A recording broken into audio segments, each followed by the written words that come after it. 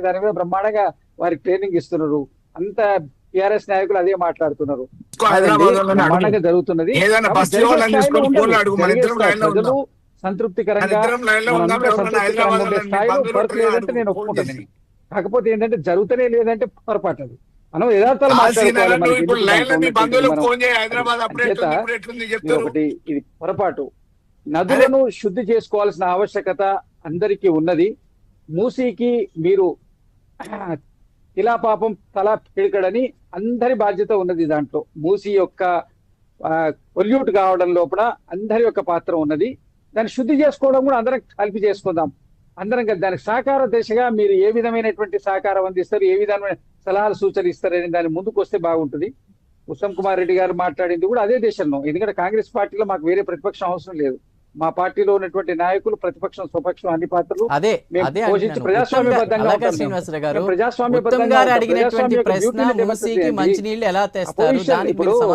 Democracy beauty is opposition. Opposition అనేది మేము మా పార్టీలో ఉంటది, బయట అపోజిషన్ కూడా మేము అదే విధంగా భావిస్తాం. మేము వ్యతిరేకులుగా వాళ్ళని నిర్మూలించాలి, ఆ పార్టీ లేకుండా చేయాలి, కాంగ్రెస్ ముక్త్ భారత్ అండ్ ఇట్లా చేయాలనేటువంటి స్లోగన్స్ ఉండవు మా దగ్గర. ప్రతిపక్షం ఉంటేనే ప్రజాస్వామ్యం.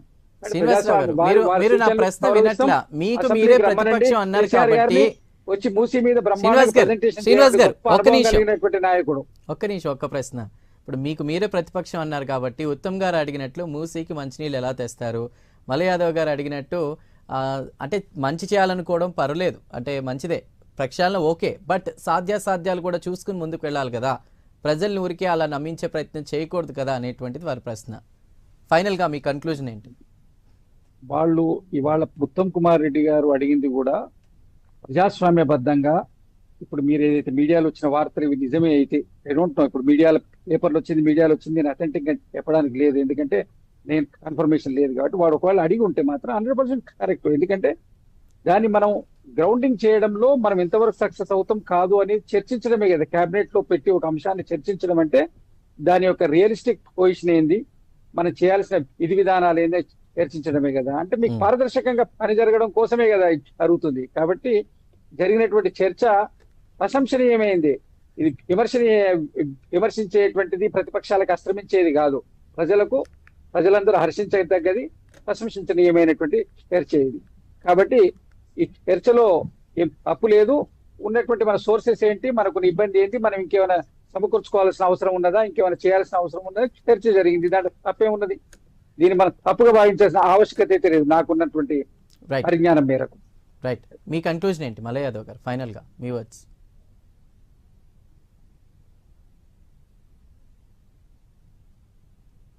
అధికారంలోకి రావటానికంటే ముందు మాది 100 సంవత్సరాల చరిత్ర కలిగిన పార్టీ, మేధావులు ఉన్నారు, ఆర్థికంగా నిపుణులు ఉన్నారు. ఈ అనేక రకమైన అమలుకు సాధ్యంగానే హామీలు ఇచ్చారు. అధికారంలోకి వచ్చిన 6 నెలల లోపలనే ఈడాలి అంకెల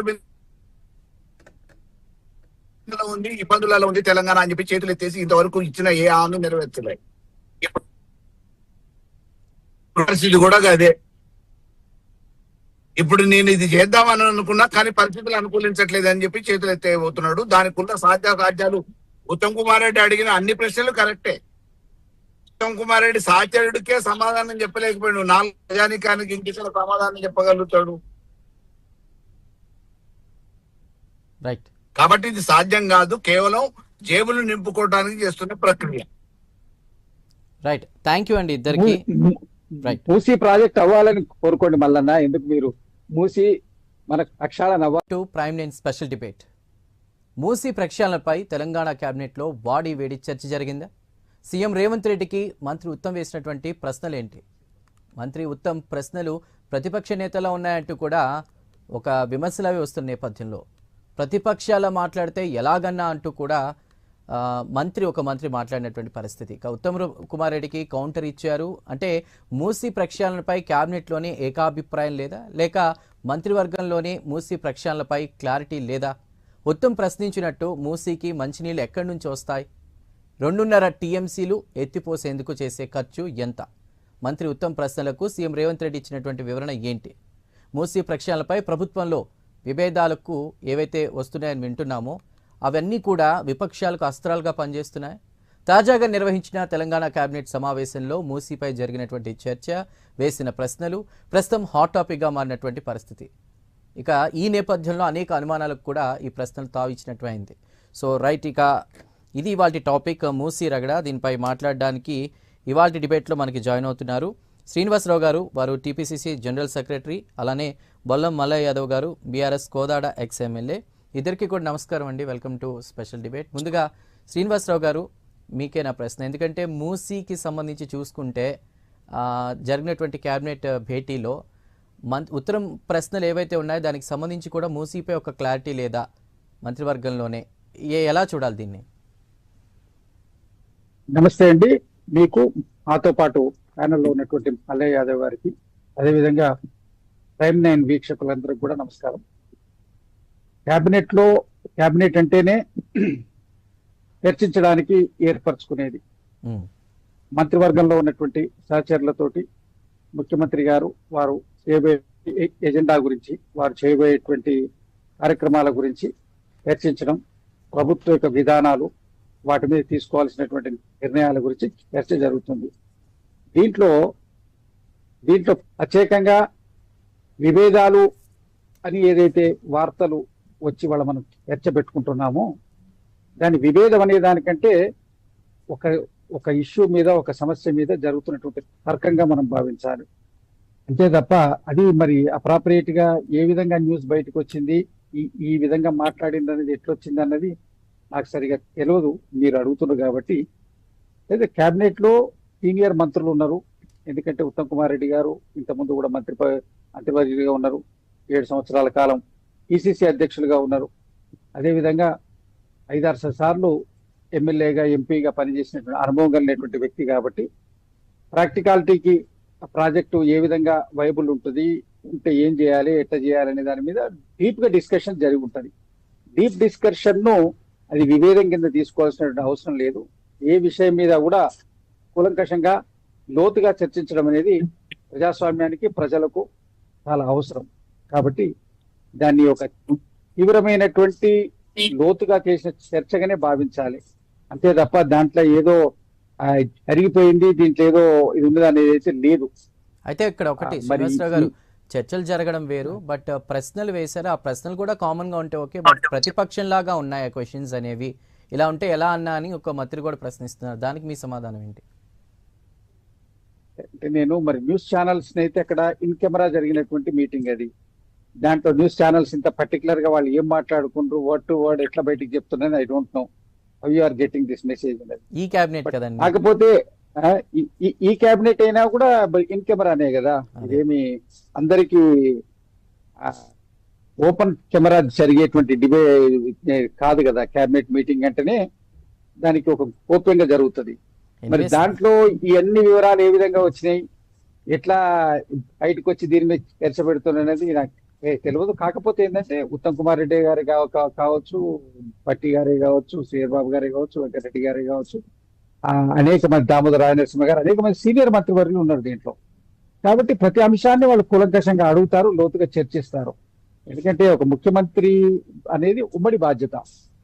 కేవలం ఇదివరకు ఉన్నటువంటి పార్టీలాగా ఇదివరకు గత ప్రభుత్వంలో ఉన్నట్టు ఎజెండా పెట్టడం, చేతులు ఎత్తేయడం, సంతకాలు పెట్టడం, ఇచ్చినటువంటి టీ స్నాక్స్ తాగేసి వచ్చేటువంటి మంత్రివర్గం కాదు ఇది. ఇది మంచి బలోపేతమైనటువంటి మంత్రివర్గం. ప్రతి అంశం మీద అవగాహన ఉన్నటువంటి, అనుభవజ్ఞులైనటువంటి అనేక మంత్రులు ఉన్నటువంటి ఒక ఇది కూటమి. కాబట్టి అరిగి ఉండొచ్చు. మనకి ఎక్యురేట్ సమాచారం లేదు కాబట్టి నేను ఇదే జరిగింది, ఇది అయిందని నేను చెప్పలేను. అది ఎక్కడ కూడా బహిరంగంగా ప్రెస్ నోట్ లో కూడా బయట కూడా ఏం జరిగిందో క్లియర్ గా చెప్పరు. కాబట్టి ఏ చర్చ మీరు చెప్పిన చర్చ జరిగినా ఉత్తమ్ కుమార్ రెడ్డి గారు మంచి అవగాహన, అన్ని విషయాల్లో అనుభవం కలిగినటువంటి నాయకులు కాబట్టి దాని యొక్క పూర్వాపరాలు ఏ విధంగా చేస్తే బాగుంటది, చేసేది అప్రాపరేట్ గా ఉందా లేదా అన్న దాని మీద లోతుగా జరిగినటువంటి చర్చగా మాత్రమే మనం భావించాలి. రైట్, శ్రీనివాసరావు గారు మాట్లాడదాం. మల్లయ్య యాదవ్ గారు, శ్రీనివాసరావు గారు మాట్లాడింది విన్నారు కదా. ఒకటి, ఇన్ కెమెరా జరిగిన మీటింగ్ అంటున్నారు, బట్ నిప్పులేందే పొగ అయితే రాదు. ఇన్ఫర్మేషన్ అయితే బయటకు వచ్చింది కాబట్టి దానికి ఒక క్లారిటీ అయితే కావాలి. సో ఉత్తమ్ వేసినటువంటి ప్రశ్నలు ఏంటి, దానికి రేవంత్ ఎలాంటి క్లారిటీ ఇచ్చారనే దాని మీద. ప్రస్తుతం అది ఆ, ఒక అస్త్రంలా మారింది ఆ, ప్రతిపక్షాలకి వాళ్ళకి కావచ్చు అన్న దాని మీద మీరేం మాట్లాడతారు? ఇప్పుడు ప్రెస్ ని కూడా అనుమానించడానికి అవకాశం లేదండి. 100% వాళ్ళ సమగ్రమైన సమాచారం ఉంటది. అక్కడ ఏం జరిగిందో ఆ జరిగిన విషయాన్ని బహిర్గతం చేసే హక్కు పత్రికలకు ఉంటది. 100% నిన్న జరిగిన కేబినెట్ సమావేశం మూసీ గురించే. దాంట్లో రకరకాల అనుమానం నివృత్తి చేసుకోవడానికి దాని మీద ఒక క్లారిటీ ఇప్పటి వరకు డిపిఆర్ లేదు అని చెప్పేసి చెప్తా ఉన్నారు ఏడు బీజేపీ వాళ్ళు. ఆల్రెడీ నిధులు వచ్చినాయి అని చెప్పేసి ప్రభుత్వం చెప్తా ఉంది. ఆర్థిక శాఖ మంత్రి చెప్పేదానికి ముఖ్యమంత్రి చెప్పేదానికి పొంతన లేదు. దానికి సంబంధించి ప్రణాళికాబద్ధంగా ఈ రోజు మూసీ బాధితులకి కాంపెన్సేషన్ చేసింది లేదు. ఒక ప్రాజెక్టును పూర్తి చేయాలనంటే దాదాపుగా ఒక 10-15 సంవత్సరాలు పట్టుద్ది. ఉమ్, మరి అప్పటి వరకు వారు సీట్లో ఉంటారనే గ్యారంటీ లేదు. సో ఇటువంటి వాటి మధ్యలో కేవలం కమిషన్లని తయారు చేసుకోవడానికి బ్యాంకుల దగ్గర నుంచి ముందస్తుగా అడ్వాన్సులు తీసుకోవడానికి చేస్తున్న ప్రణాళికలో భాగంగా రూపకల్పన చేసిన దాని మీద అనుమానాలు ఉంటాయి. అనుమానాలని నిన్న కొంతమంది మంత్రులు వ్యక్తం చేసి ఉండొచ్చు. సమాధానం చెప్పడానికి అవకాశం లేని విషయాలలో కొన్ని జరిగి ఉండొచ్చు. కాబట్టి నిన్న జరిగిన దాంట్లో ఈ రోజు పేపర్లో వచ్చిన దాంట్లో వాస్తవం లేకపోతే ఈ పాటికి ముఖ్యమంత్రి ఆఫీస్ అన్న ఖండించాలి, లేకపోతే నేను చెప్పలేదని ఉత్తమ్ కుమార్ రెడ్డి గారన్నా ఖండించాలి. ఏది జరగలేదు అని అంటే 100% ఇది జరిగిన మాట, చర్చ జరిగిన మాట వాస్తవం. ఒకటి చెప్పండి, మూసీ ప్రక్షాళనపై అసలు ఏకాభిప్రాయం ఉందా లేదా అనే దానికి సంబంధించి ఏం మాట్లాడతారు? ఎందుకంటే అందరిది ఒక మాటగా ఉండాలి, భిన్నాభిప్రాయాలు వ్యక్తం అవుతున్నాయి అంటారా? ఇది అసలు సాధ్యపడే విషయమే కాదండి. ఉమ్, మూసీ పేరు మీద మీరు ప్రక్షాళన అనేది నిధులు తీసుకురావడానికో జేబులు నింపుకోవడానికో ఉపయోగపడుతుంది తప్ప మీరు ఇచ్చిన హామీని పక్కకు పెట్టి ఈ రోజు కొత్తగా మూసీ అనే ప్రాజెక్ట్ ఎత్తుకొని మూసీ పేరు మీద హైడ్రాని రంగంలోకి దింపి సామాన్యుల్ని, నిరుపేదల్ని, నిలువ నీడలేని నిస్సాయాల్ని రోడ్డు మీద తీసుకొచ్చి కూలగొట్టడానికి, బ్లాక్ మెయిల్ చేయడానికి, రియాల్టర్స్ దగ్గర డబ్బులు వసూలు చేయడానికి ఉపయోగపడుతున్న హైడ్రా కిందనే మూసీ ప్రక్షాళన పేరు మీద ఉంది తప్ప హైదరాబాద్ లో మూసీ ప్రక్షాళన అనేది మీరు ముందు ఎస్టీపీ ప్లాంట్ లోనే పెట్టట్లేదు. ఎస్టీపీ ఉన్న ప్లాంట్ లోనే కేర్ చేయట్లేదు, అంటే మెయింటెనెన్స్ లేదు. కాబట్టి ఈ శుద్ధి, నీటిని శుద్ధి చేయాలి. దీనివల్ల ఎటువంటి అనారోగ్య సమస్యలు తలెత్తొద్దు, కిందికి ప్రవహించినప్పుడు ఎటువంటి ఇబ్బంది కలగొద్దు, కలుషితం కావద్దు అనే ఉద్దేశంతో మా పరిపాలనలో ఎస్టీపీ ప్లాంట్స్ పెట్టాం వాటర్ ట్రీట్మెంట్ గురించి. దాని మీద సంపూర్ణ అవగాహన లేని ముఖ్యమంత్రి గారు ఈ రోజు ఎక్కడ మామూలుగా సొమ్ము చేసుకోవాలనే ఆలోచనతో మూసీ ప్రక్షాళన అనే ఒక పేరు మీద ప్రాజెక్టును తయారు చేసి అది నా హయాంలో వెంటనే సింగపూర్ లెక్కనో, ఇంకో లెక్కనో, మలేషియా లెక్కనో తయారైసి చెప్పి నదిని హైదరాబాద్ కి నదిని తీసుకొస్తా అని చెప్పే. కాబట్టి అవగాహన లేని పనులతో చేస్తున్నప్పుడు సహజంగా కేబినెట్ మంత్రులకి అవగాహన ఉండదు. అది అందరిని కూర్చోబెట్టి సమావేశపరిచి దీనికి సంబంధించిన కేబినెట్ సమావేశం పెట్టడానికంటే ముందు దీన్ని అనుమానాన్ని నివృత్తి చేయడానికి ఆయా సంబంధిత అధికారుల దగ్గర నుంచి సమాచారం పంపించి మంత్రులకు ముందుగానే దానికి సంబంధించిన ఎజెండా పంపించడంతో పాటు ఏమైనా డౌట్స్ ఉంటే క్లారిఫై చేసుకోవడానికి అధికారుల దగ్గర నుంచి నివృత్తి చేసుకుంటారు. కేబినెట్ మీటింగ్ లో కూర్చొని డిస్కస్ చేయరు దాన్ని. ఇది బిల్లు ఆమోదం చేయడానికి, నిర్ణయం తీసుకోవడానికి కేబినెట్ సమావేశం జరుగుతుంది. కేబినెట్ సమావేశానికంటే ముందే మంత్రులకి ఆయా సంబంధించిన విషయాల మీద అవగాహన కోసం సంబంధించిన వివరాన్ని వాళ్ళకి పంపుతారు కాన్ఫిడెన్షియల్ గా. రైట్ సార్, మాట్లాడదాం. శ్రీనివాసరావు గారు, ఇంకొక విషయం చెప్పండి. అంటే మంత్రులే ప్రశ్నలు లేవనెత్తుతుంటే ఇది సాధ్యం కాని పది అంటూ చెప్తూ ఉంటే ప్రజలు ఈ ప్రాజెక్ట్ని ఎలా నమ్మాలి? మూసీ ప్రక్షాళనకు సంబంధించి దానికి మీ సమాధానం? ఇప్పుడు మూసీ ప్రక్షాళనకు సంబంధించి మూసీ డెవలప్మెంట్ రివర్ బోర్డ్ వాళ్ళు ఏర్పాటు చేసి 21 కిలోమీటర్లకు గాను 7,345 కోట్ల రూపాయలు నిధులు కేటాయించి నిన్న దానికి అనుమతులు ఇవ్వడం జరిగింది కేబినెట్. ఇప్పుడు వారు చెప్పింది, మల్లయ్య యాదవ్ గారు చెప్పింది కరెక్టే. దాంట్లో ఏదైతే మూసీకి సంబంధించినటువంటి దాని మీద ఏర్పరచబడినటువంటి కేబినెట్ సమావేశం, దాంట్లో అనుమానం లేదు.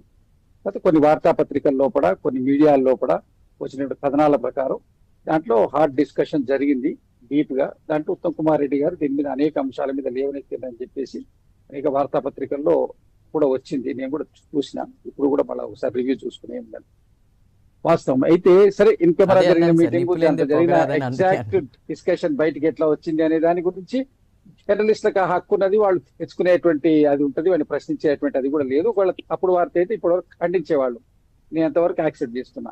కాకపోతే అది సాధ్యమే కాదు మూసి యొక్క ప్రాజెక్టు అని పెద్దలు మల్లయ్య యాదవ్ గారు, వారు నల్గొండ జిల్లాకు సంబంధించినటువంటి మాజీ శాసనసభ్యులు, అదేవిధంగా వారు మా కాంగ్రెస్ అలా కాదు పార్టీలో శ్రీనివాసరావు గారు, చాలా మల్లయ్య యాదవ్ క్రియాశీలకంగా గారు అన్నారని నేను పాల్గొన్నటువంటి అన్నట్లా మూసీ ప్రభుత్వం పరివాహక ప్రాంతంలో శ్రీనివాస్ గారు ఒక్క వారి నిమిషం కష్టాల గురించి వారికి తెలుసు. లెట్ మీ క్లారిఫై మరి అండి. మూసీ యొక్క ప్రక్షాళన జరగకపోతే నల్గొండ జిల్లాలో ఉన్నటువంటి ప్రజలు నా ప్రశ్న మీరు సరిగా వినలేదు.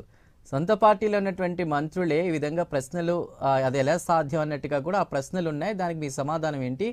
మంత్రులే ఇలా ప్రశ్నిస్తూ ఉంటే బయట ప్రజలు దాన్ని ఏ విధంగా నమ్ముతారన్న దానికి. ఇప్పుడు ప్రజలు నమ్మడానికి పని జరిగితే ప్రజలు నమ్ముతారు, మాటల్ని ప్రజలు నమ్మరు. అది మేము చెప్పినా, బీజేపీ చెప్పినా, బీఆర్ఎస్ చెప్పినా, పని అనేది జరిగి ఆ కార్యక్రమం కార్యరూపం దాలిస్తేనే ప్రజలు నమ్ముతారు. చెప్తున్నంత మాత్రం ప్రచారం జరుగుతుంది అంతే తప్ప అయ్యేంత వరకు ప్రజలు నమ్మాల్సినటువంటి అవసరం, ప్రభుత్వాలు పనిచేస్తే చాలు. ప్రజలను నమ్మించి విశ్వాసం చేయడానికి అవసరం లేదు. కాకపోతే ఇక్కడ ఉన్నటువంటిది నిర్వాసితుల యొక్క సమస్య. ఈ నిర్వాసితుల యొక్క సమస్య మీద ఏ విధంగా చేయాలి అనేటువంటి దాని మీద ఒక అంశము. రెండోది, దాన్ని పూర్తిగా శుద్ధి చేయడానికి నీరు, ఇప్పుడు మనకు వస్తున్నటువంటి 20 టీఎంసీ నీటిలో 17.5 టీఎంసీ వాటరు కేవలం దీనికి మన డ్రింకింగ్ వాటర్కే పోతుంది. మరి దీన్ని శుద్ధి చేయడం కోసం వాటర్ ఎక్కడి నుంచి వస్తుంది, ఎట్లా వస్తుంది అన్నటువంటి దాని మీద కొంత డిస్కషన్ జరిగింది. ఇంకా దాని మీద పూర్తిగా ప్రాజెక్ట్ డిపిఆర్ తయారు కాలేదు కాబట్టి ఇంకో కొన్ని క్లారిటీస్ లేవేమో.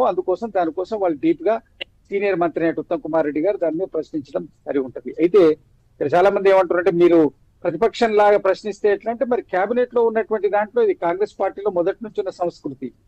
ఎక్కడైతే జవహర్ లాల్ నెహ్రూ గారి కేబినెట్ లో ఏదున్నా కూడా చాలా తీవ్రంగా అందరు మంత్రులు వారి వారి యొక్క సంబంధిత శాఖల మీద ప్రశ్నించేవారు. ఆ సంస్కృతి ఆ రోజు నుంచి ఈ రోజు వరకు కొనసాగుతుంది. ప్రజాస్వామ్యబద్ధంగా ఉండేటువంటి పార్టీ.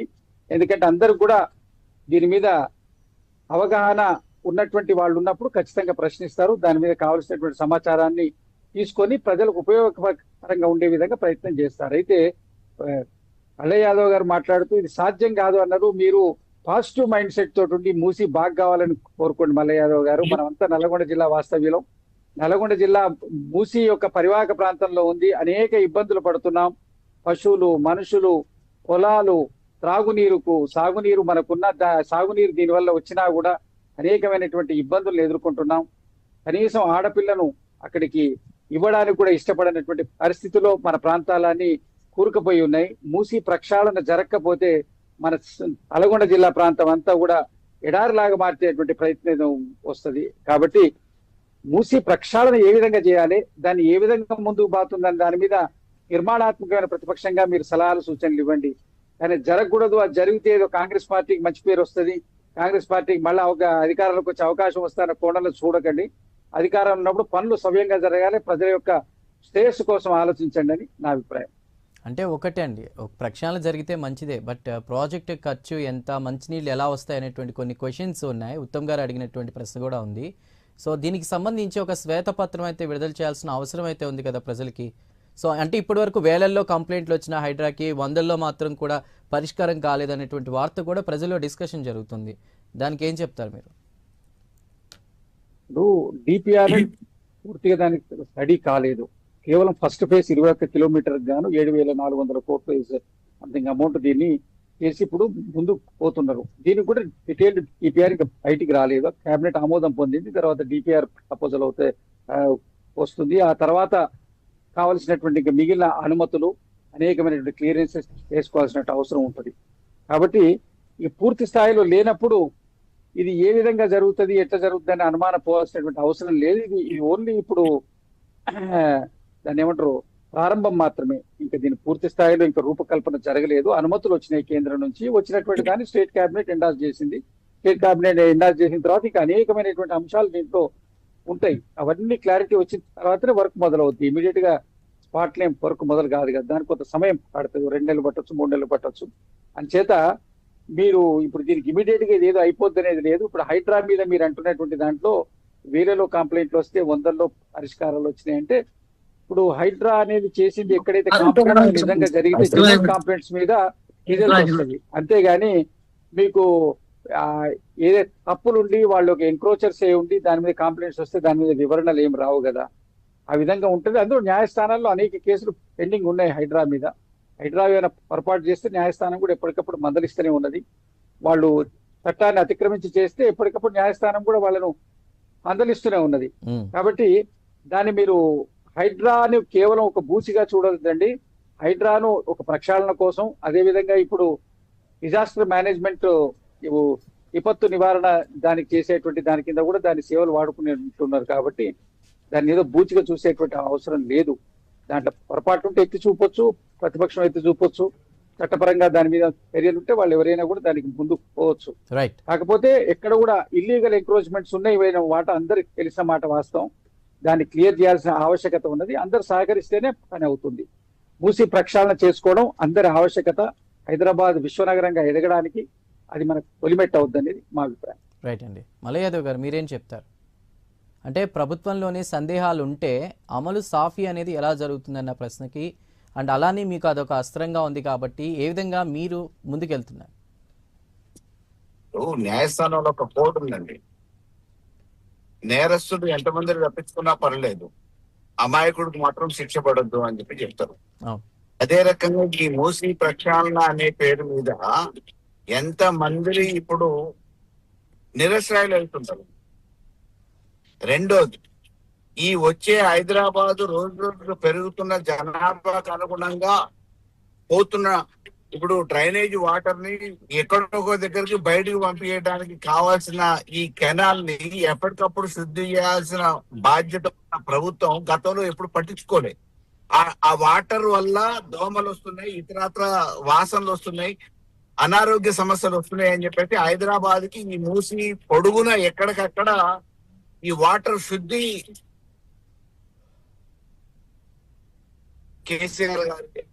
కేసీఆర్ గారి ప్రయత్నంలోనే పెట్టడం జరిగింది.